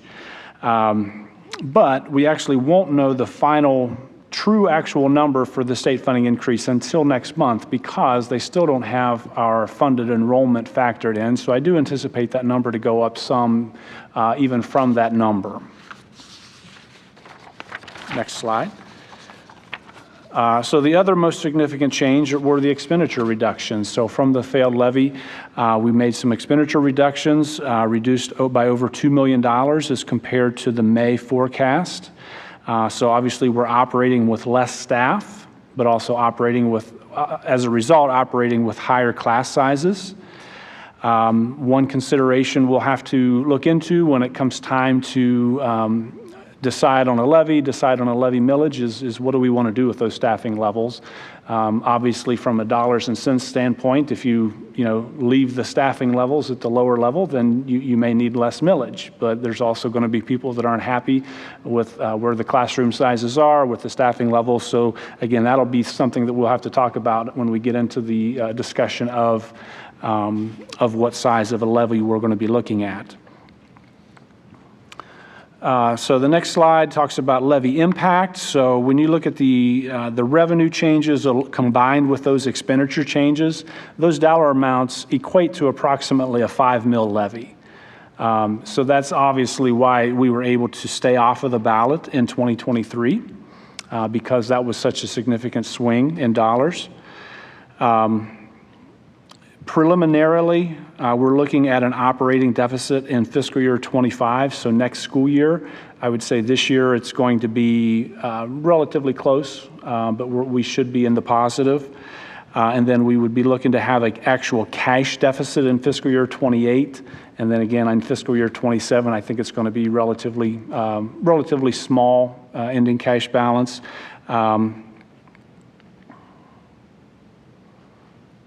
Oh, and then also, as I mentioned, that those significant changes in the revenues and expenditures would allow us to ask for a significantly lower millage than what we went for with the last levy. So my recommendation would be that we go on the ballot in November of 2024. If we were to wait until 2025 because of that adding an additional year before the collection would start, that would add an additional 1.5 to 2 mills to that levy ask. So going in 24 would allow us to go for a smaller levy. A timeline, if we were to decide to go on the November ballot, we would have to have all the resolutions, all the required resolutions approved by July of 2024. But obviously, the sooner we would get those approved, the better when it comes to the levy campaign and those kinds of things.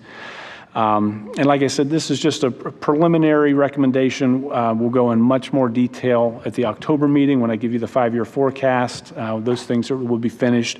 We'll talk about some, I guess, levy options and throw out some, at least early, millage, what it might look like.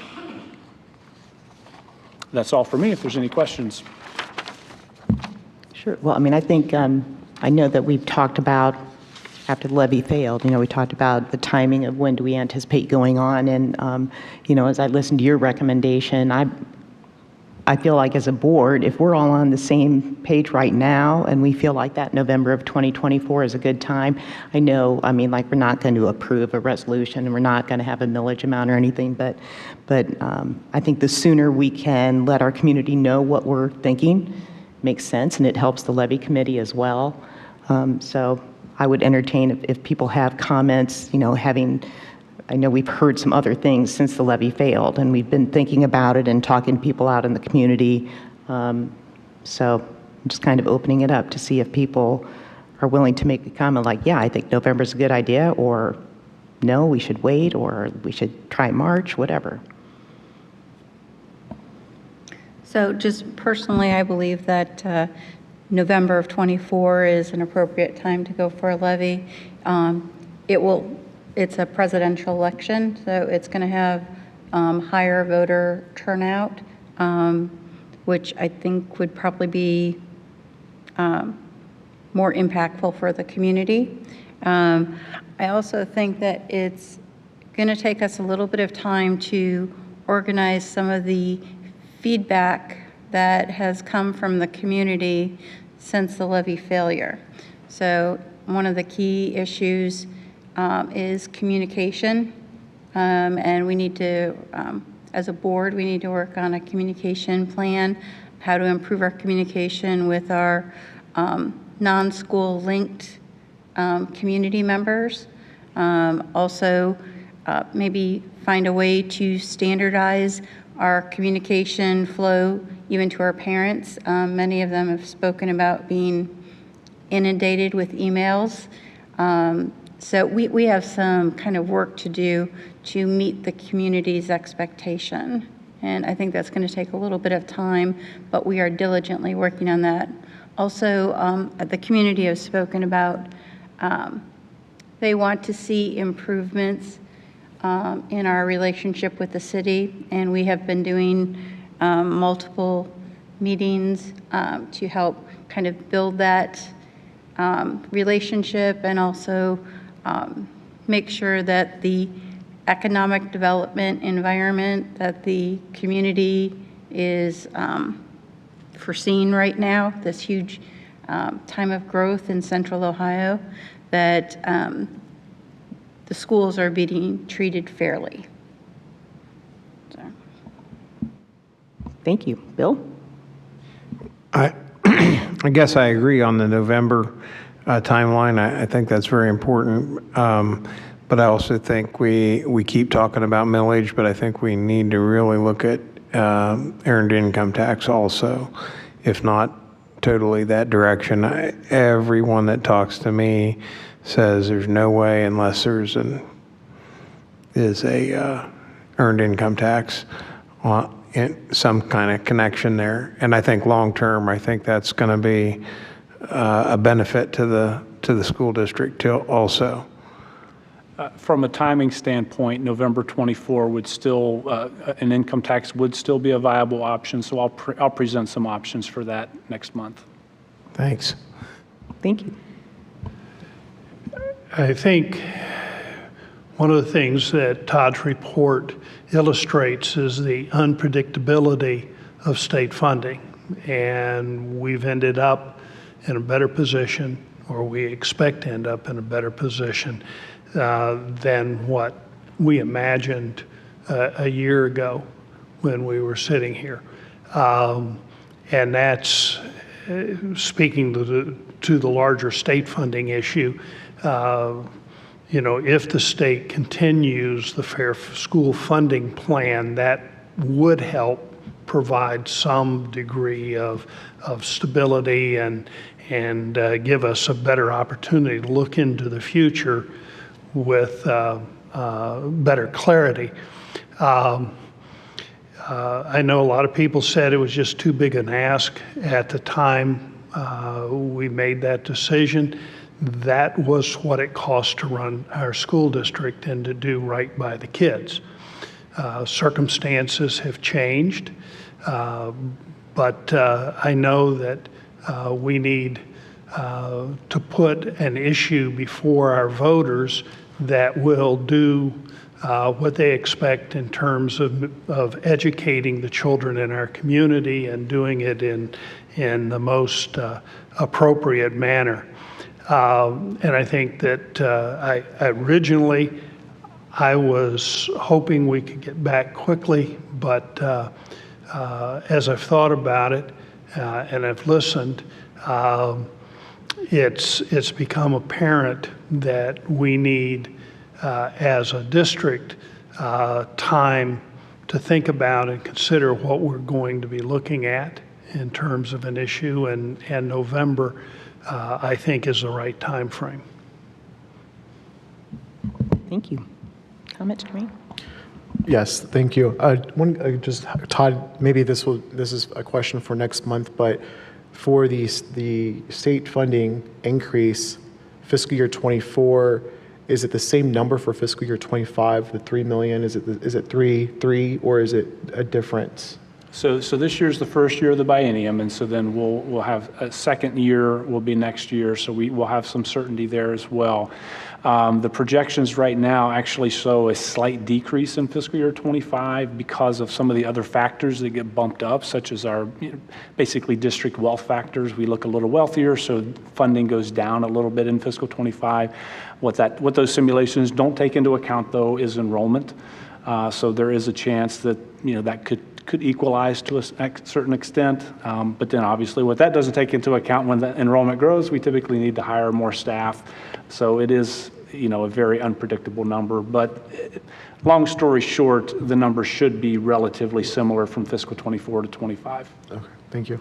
As far as the question about when do we go, as we've debated this over the summer, I'm concerned about increased enrollment. I'm concerned about increased class sizes and the impact that it has on some of the extra athletic co-curricular activities. And so that's something that I've always said the sooner the better. However, the primary is in March. And so, we've already made that decision. And so I'm comfortable going in November of next year. I think that gives everyone time to communicate, time to collaborate with some of the community focus groups to make sure we have the right, whatever when we go on the ballot the next time, we need to have something approved. And that's the mission now, is to get something approved. And I've also heard support for the earned income tax. That's kind of where that's a position I would favor. That's just me as an individual. I'm hoping to learn more from the community on that. So in short, I will support November 24. Good. I think that's pretty clear then. That's our intention right now. So we'll look forward to some of those simulations next month, Todd, when we get that first look at the 5-year forecast. Thank you. All right. Let's see. For my report, we had a community coffee this past Sunday. Nan and Jermaine covered that. Thank you for sending out that nice update on there. Either one of you want to make any comments or? So I'll just hit the high points from the summary that I sent out. We had 4 people come to the community coffee. All were interested in talking about the change to the bell schedules, and they all had what I would call strong concerns about changing of the times, in particular with the elementary school schedules. After kind of talked about the bell schedule and heard their concerns. We explained that this issue with changing the bell schedules is 100% driven by the bus driver shortage. There was some belief that this was something that the district was manufacturing because of the failure of the previous levy. So we had that discussion. This is 100% about the driver shortage situation, workforce issue, and they seem to understand after quite a bit of discussion. The community coffee typically goes from 2 to 3. I think we were there till 4:30, maybe even a few minutes after that. Then they talked about students. Next, they talked up to the drop-off pickup situation at the buildings. So now we have more people dropping kids off at the buildings based on our request, but that process isn't moving as smoothly as maybe it could. They acknowledge some of it is, parents and kids aren't ready to hop out of the car at the drop-off area, and one car can really slow things down a little bit. But they did raise some really strong concerns about the lines that are being created and that the traffic is being backed out onto major thoroughfares. So that's maybe something that our resource officers can look at. I don't know who that would be, but that was their concern. So there was also a discussion about student after-school activities are a big issue for a lot of the parents, even at the elementary level, and that there are many classes, sports activities, and lessons that are already paid for that start at that 4:30 timing, and pushing even a few minutes back makes it difficult for them to go to those activities. So caught me just a little bit by surprise. I wasn't aware there were so many elementary school students in so many scheduled activities. I guess that's just a generational thing. And then after kind of all of these discussions, like everyone in the group actually stated they'd be interested in getting involved and understanding more about what's going on in the district, and that they found the community coffee extremely helpful in gaining knowledge and correcting some misunderstandings they may have had, or at least letting their opinions be heard. So it was. Thank you. We might have some future task force members, right? Okay, let's see, and I know our October and November dates have been added to our website, so October 15th and November 12th are the next community coffees. Also wanted to comment that Jermaine and I attended the Central Region Legislative Open House at the Knox County Career Center. Nicole Piscatani from OSBA shared a lot of updates on some possible fall activity and action that we as board members should be aware of. And some of her highlights were that there seemed to be a real focus on discussions on property tax, parental rights, and then on the positive side, some changes with College Credit Plus. So it's always good to go to those and get some information. Pardon me? Excused absences as well, right? Their impact on the report cards and things like that. Yep. I wanted to congratulate Mr. Ferguson on being recognized with the Chamber's Emerging Leader Award at the recent Salute to Leaders Luncheon, and Mr. Smith for receiving the Aptitude Award as part of OSBA STAR program. So congratulations. Thank you. We had several special meetings, but we had one on August 30th, and the main purpose of that meeting was for us to hold a self-evaluation of our work plan and goals for this past year. So thought I'd share some of the highlights from that year. I think it included some good progress with, as Nan had pointed out, with collaborating with our local officials to ensure that growth doesn't place an unbalanced burden on existing taxpayers. We also noted what a great job Mr. Smith continues to do as our legislative liaison. We see that his conversations with legislators have definitely resulted in some positive changes, or at the very least, a better understanding of the impact of current and proposed legislation. Also acknowledged how our students have multiple educational experiences to explore talents, passions, aspirations, and careers, and just how much we appreciate all our staff, our community partners, and volunteers who help to provide some of these opportunities and experiences. And then some areas that we thought could be improved upon or revised. One item that we had talked about was annually recognizing volunteers, donors, and community partners. And the more we talked about it, we said, we really would like to recognize them more regularly and also celebrate our students and staff who exhibit that love of learning. So I think as we are planning for our meetings in the coming year, we want to try and highlight some of those things more than we have in the past. I know Nan and Jermaine are working on a draft, and that's going to be ready in the very near future. And so, as we talk about goals and stuff, earlier this month, Diane and Todd both shared their goals with us. Collectively, I know they are continuing to align their goals with our strategic plan, focusing on student learning in kind of a learning-driven versus curriculum-driven environment. Focusing on facilities and growth while also maintaining financial stability. That sounds pretty challenging. Always focusing on safety, and then I think this is really exciting, but continuing work on implementing a K-12 future readiness curriculum with robust community partnerships. So again, we talked about last year we tried a new way of evaluating where we held kind of every quarter some informal 2 board members meet with our superintendent and 2 with the treasurer to have conversations on progress towards their goals.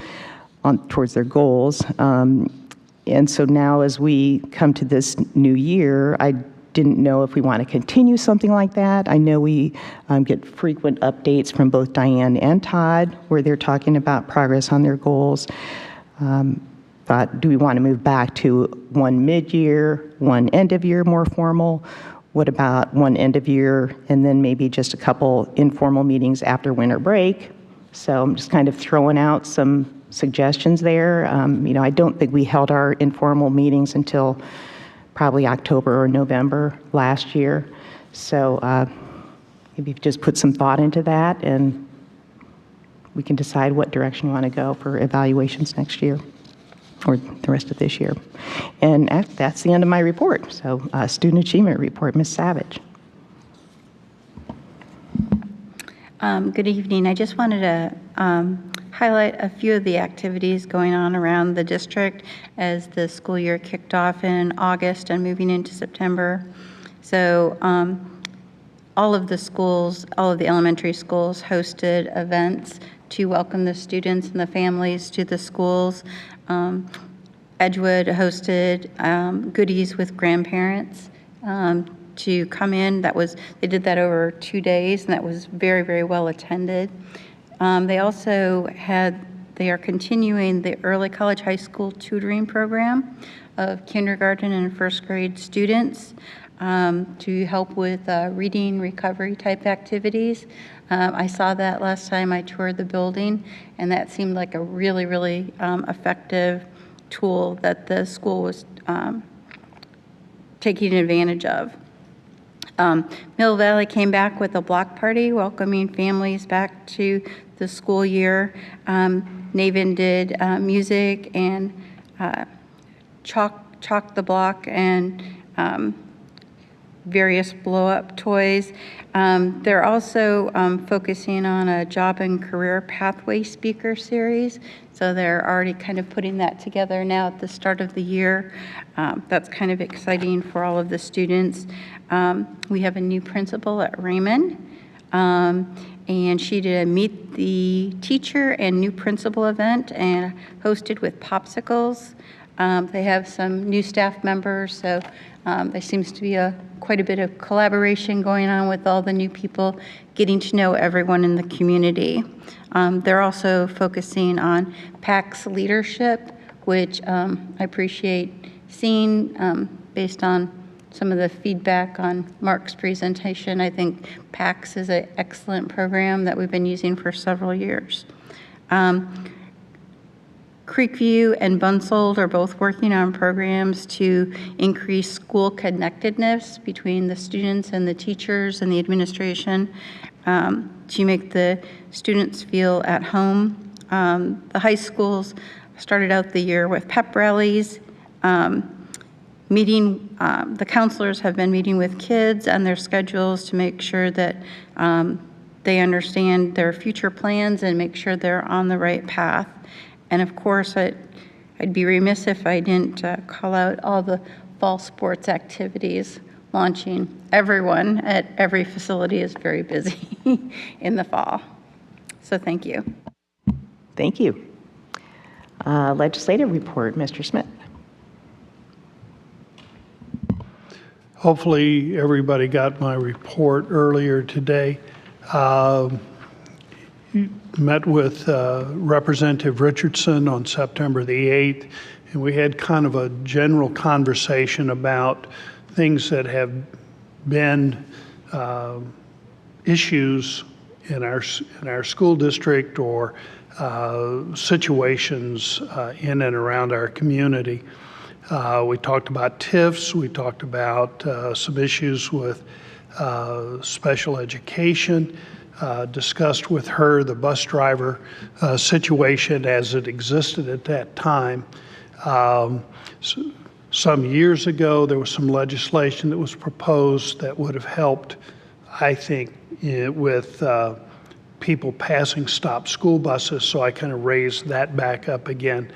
And we touched on allowing local boards of education to work with parents to try to address concerns, and that because there may be an issue that school boards, school administration, and parents talk about doesn't necessarily mean that it requires legislative action at the state level. I've given you some of the bills that have been recently introduced. I did not include those. We were all at a dinner last night and Nicole gave a presentation, so I did not include the bills that she raised at that time. This weekend I'll head to Washington, D.C. To help represent OSBA at the Consortium of State School Board Associations in Washington, D.C. I have meetings set up with Representative Jordan's staff, Senator Brown's staff, and Senator Vance's staff. And from my perspective, it's more important to talk to the staff than it is to talk to the elected official, because they are the ones that will organize the positions which the elected official will then talk about. And I've gotten tremendous help through our superintendent with leaders in our district, and the information that they provided me is what I will be taking. For example, we're going to talk about public support and targeted funding, specifically Title I and Title II funds. And we talked about teacher retention and teacher and principal development, and that's what I'm going to present there. I talked with Kim Jude in special ed, and so we're going to talk about IDEA funding for individuals with disabilities. And Tom, who was here earlier, our IT director, E-rate, and with a focus particularly on cybersecurity. and talked with Ryan Walker and Lori Pennington, and I will take information about food service and how our school system's food service looks at the students as their customers and their operation as a restaurant, and how the restaurant has an obligation to try to meet the needs of the students nutritionally, but at the same time make sure that the kids are being fed meals that taste good, that look good, that are appealing. And some of the federal regulations make those kinds of things more difficult. So I'll give you some information next month when I return. But hopefully we'll be listened to, and over time, maybe we'll see some results. Thank you very much. Safe travels, and we'll look forward to hearing about how it goes. So appreciate that. Mr. Ferguson, Safety and Drug Committee report. Yes, I did not submit a written report for this month because it's very light. The last few weeks I did attend the Union County Overdose Prevention Luncheon Ceremony. It was well attended by members of the community, and so that was an event. And also the Union County Suicide Prevention Walk I attended, and our Marysville High School symphonic choir did a presentation, or a selection, yes, a performance, and that was very beautiful. And the walk was nice to see a lot of members of the community, a lot of leaders there, to just honor or reflect on some of the Union County members that have died by suicide.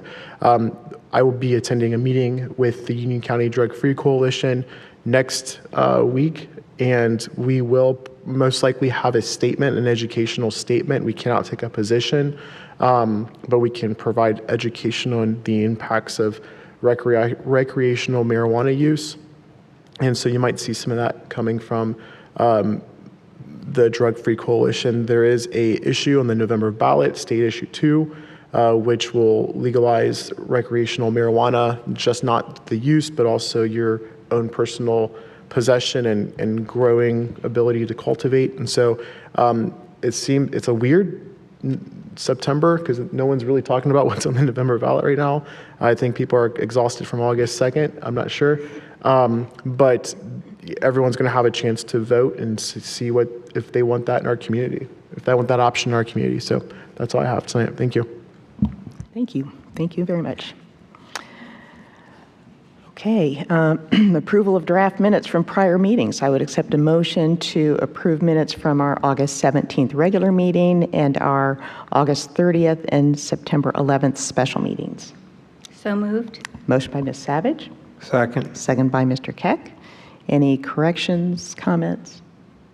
Hearing none, I'll have a roll call, please. Ms. Savage? Yes. Mr. Keck? Yes. Mr. Ferguson? Yes. Mr. Smith? Yes. Mr. Bonner? Yes, motion carries. Next, I would accept a motion to approve our policies. We have 1, 2, 3, 4 policies. So moved. Was that you, Mr. Smith? Yes. Motion by Mr. Smith. Second. Second by Ms. Savage. Any comments or questions about these? We had a first look last month, and these are mainly wording changes having to do with cleaning up language with minutes and record retention. Okay. Roll call, please. Mr. Smith? Yes. Ms. Savage? Yes. Mr. Ferguson? Yes. Mr. Keck? Yes. Mr. Bonner? Yes, motion carries. I'd now accept a motion to approve the treasurer CFO action items. So moved. Motion by Mr. Keck, Second. second by Ms. Savage. Todd, anything you want to highlight or explain? Sure. So on the cash flow, I would note on the revenue side, you're going to see a large variance on real estate revenues. That's just a matter of timing. That will get reconciled next month when we see September with our final settlement.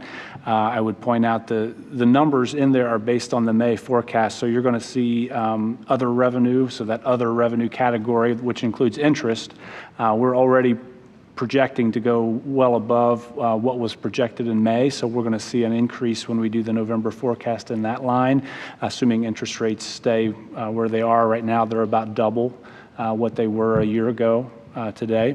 We're getting over 5.5% with our Star Ohio account. On appropriations, nothing major there. We did get a Martha Holden Jennings grant. I would note on the donation there, also there was a donation for some band equipment. And all that Martha Holden Jennings was for our donation for literacy support. So I wanted to point that out. Oh, and then also the resolution accepting amounts and rates is on there. That's required for compliance every September. We get that from the county auditor and have to approve that. Questions or comments?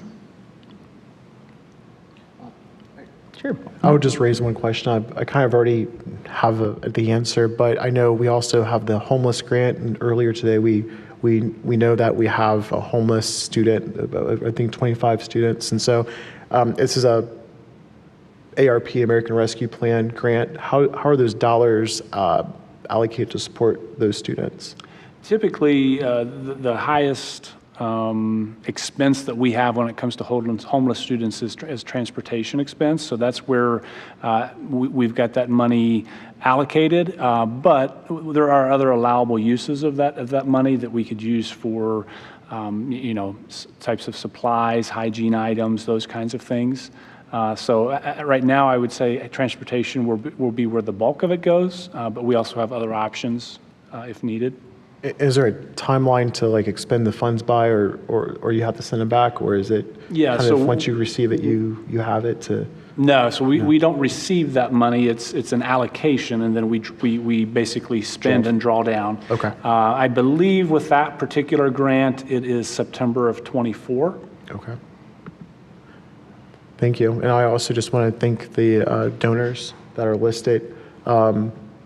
With the music instruments and the press box, I think that's always nice to see community members giving of their time and talent and effort. So Thank you. Very generous, very much appreciated.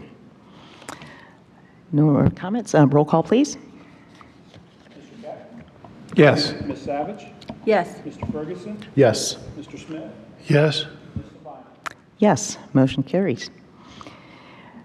Next, I would accept a motion to approve Sue Devine as a volunteer. So moved. Motion by Mr. Keck, Second. second by Mr. Smith.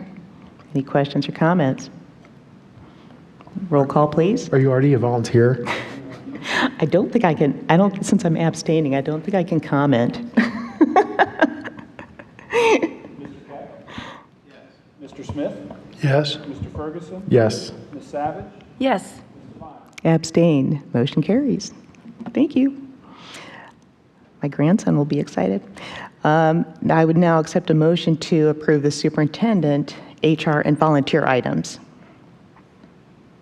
So moved. Motion by Ms. Savage, Second. second by Mr. Keck.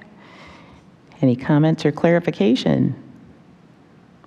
I don't think so, unless you have questions Yeah. for me. It's pretty standard. Yep. Okay, roll call, please. Ms. Savage? Yes. Mr. Keck? Yes. Mr. Ferguson? Yes. Mr. Smith? Yes. Ms. Devine?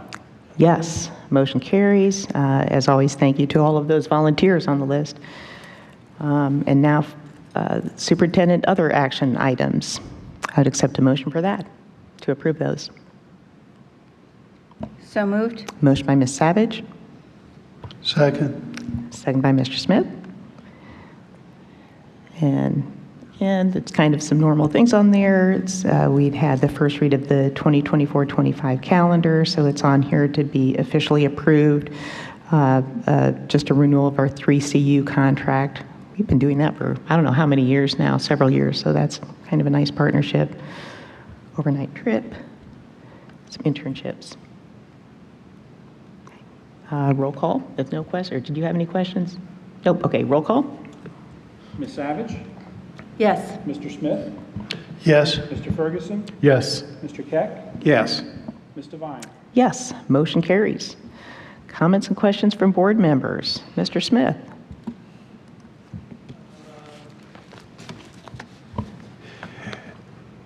I want to compliment Raymond on an excellent start to their school year. New principal is learning the community and learning the students, and I noticed that in the report that she filed, that they had a meet the teacher night. Parents came in and had an opportunity for her to introduce herself and to begin to learn the students and parents and so forth in that community. And I wish her well. Hope she does very well. I want to thank again the administrators that helped me prepare for Washington. That was generous of their time, and I'm very appreciative of that. The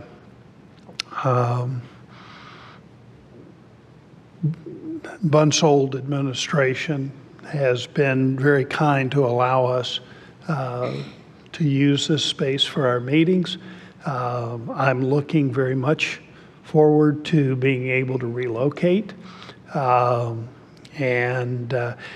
I know that our superintendent mentioned that we opened up space at Edgewood, and we've got the construction coming hopefully toward an end at Chestnut. And we've said this numerous times, but I'll repeat it again, that no operating funds, no district operating funds are being used to pay for those remodels. And so those constructions don't have any impact on our transportation. They don't have any impact on our school daily operations in terms of academics and that kind of thing. So, thank you. Thank you, Mr. Smith. Mr. Keck? Yeah, not a whole lot other than really missed out last night on not being able to help light the bonfire, which I've done for 30 some years.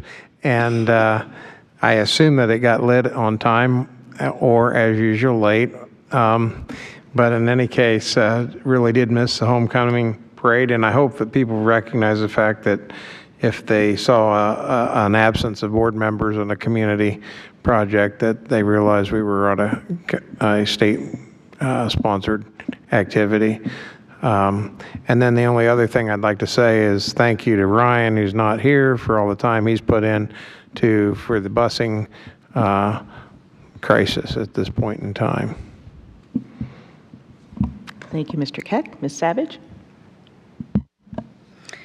Again, I want to reiterate a thank you to all of our presenters tonight. I know that I'm sure that Ryan and Lynette and also Mark have been working many hours over their standard workday to handle the crisis situation and also build activities for our district and our students. So I want them to know that they are all greatly appreciated and that we know they are working very hard for our community.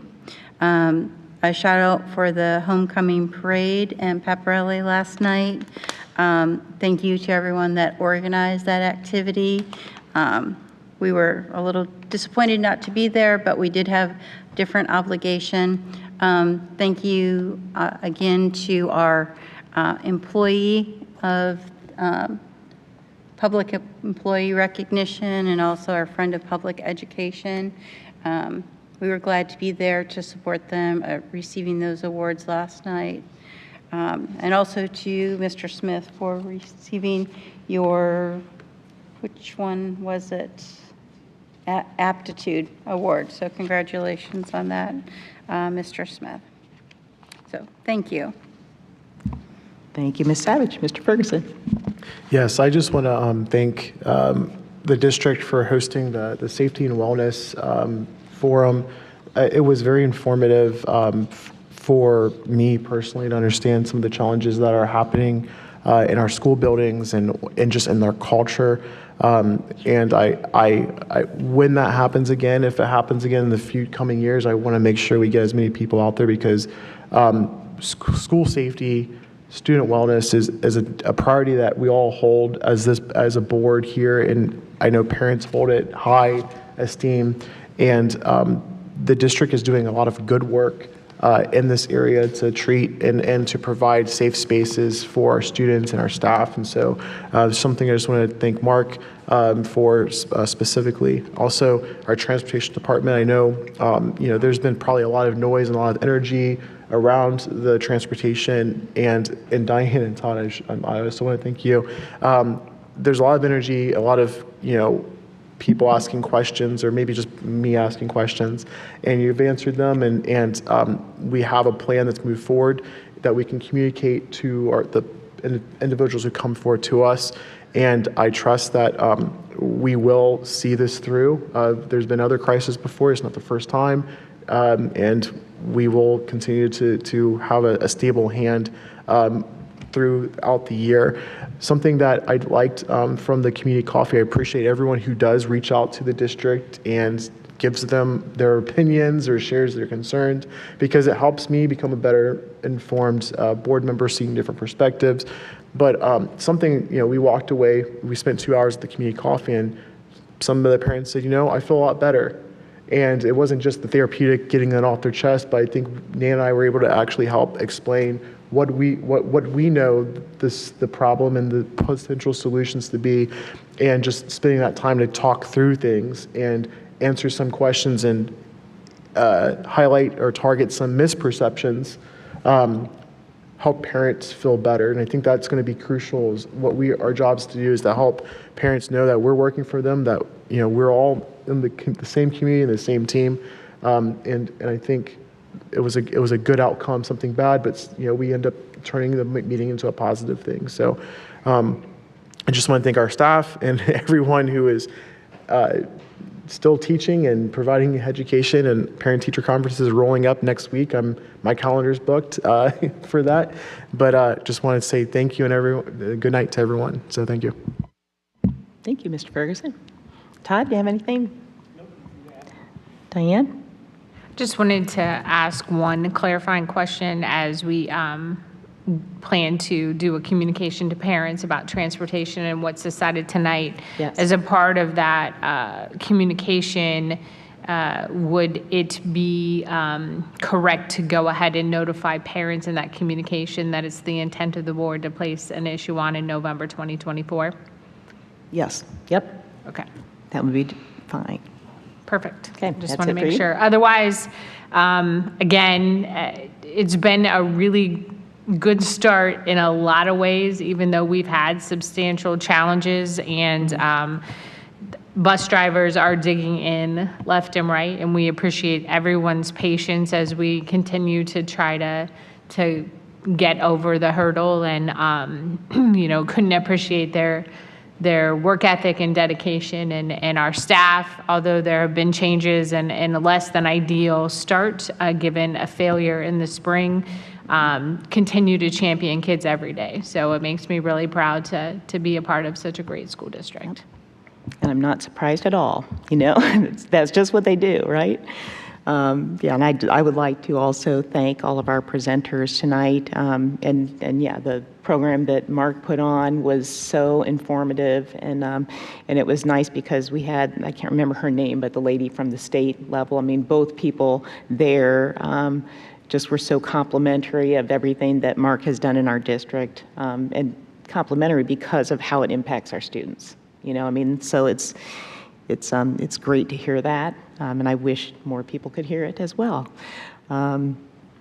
And I appreciate our community for their patience. And I know when we have situations like this, it's easy to have an emotional reaction to, think about how it's going to impact you. And I just hope that they will continue to be patient and know that we're trying to make decisions on how everybody is impacted, and we're going to try and make those decisions that cause the least amount of disruption, or and try and make sure that our academics remain as a big focus, and safety, all those kinds of things, and taking care of our drivers and staff. So anyways, I don't think I have anything else other than go Monarchs. Keep up the good work with all of our extracurriculars and everything going on in the building. So with that, I would accept a motion to adjourn. So moved. Motion by Mr. Keck. Second. Second by Mr. Smith. Roll call, please. Mr. Keck? Yes. Mr. Smith? Yes. Mr. Ferguson? Yes. Ms. Savage? Yes. Yes, motion carries. We're adjourned at 8:05.